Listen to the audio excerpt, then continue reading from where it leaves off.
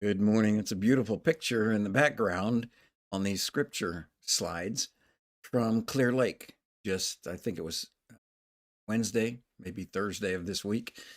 Beautiful sunrise. And as the Apostle Paul is writing to the church in Rome, the sunrise is a great illustration of what he's talking about. He's saying, we have experienced the abounding grace of God, and it has rescued us from a lifestyle of death and sin, of guilt and shame, and all kinds of consequences. And his grace has set us free from the slavery that we experienced to sin. And so here in Romans chapter 6, he says, what shall we say then? Shall we continue in sin that grace may increase? May it never be. How shall we who died to sin still live in it? Why would we want to go back? Why would we want to go back to the darkness? We were transferred from the domain of darkness into the kingdom of his beloved Son, into the realm of light and truth and love and joy and peace and patience and kindness, all the fruit of the Spirit. Why would we even consider going back? How can we still live in it? We died to that. And so Paul is calling the Christians in Rome in the first century, and I think that call is still valid today, calling the Christians in that day and age, and the church in every age, to realize that the passing pleasures of sin are passing. They are temporary.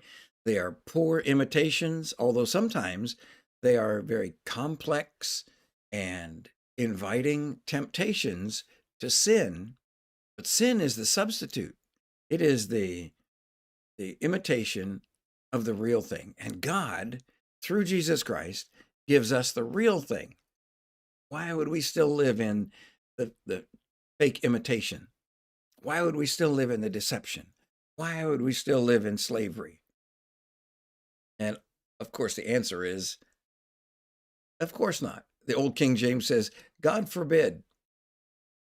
How shall we who died to sin still live in it? And that's the question we need to ask ourselves every morning.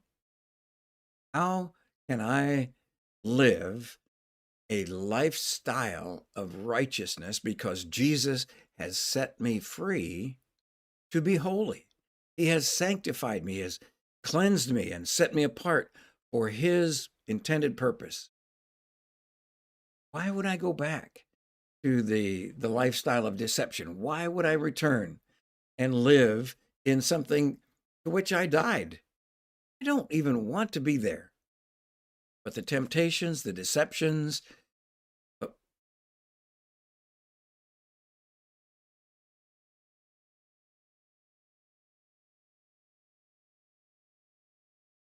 having having some trouble with Facebook.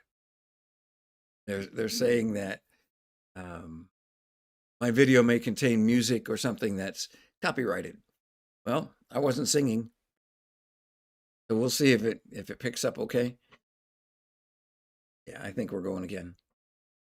Okay, so the whole idea is don't go back.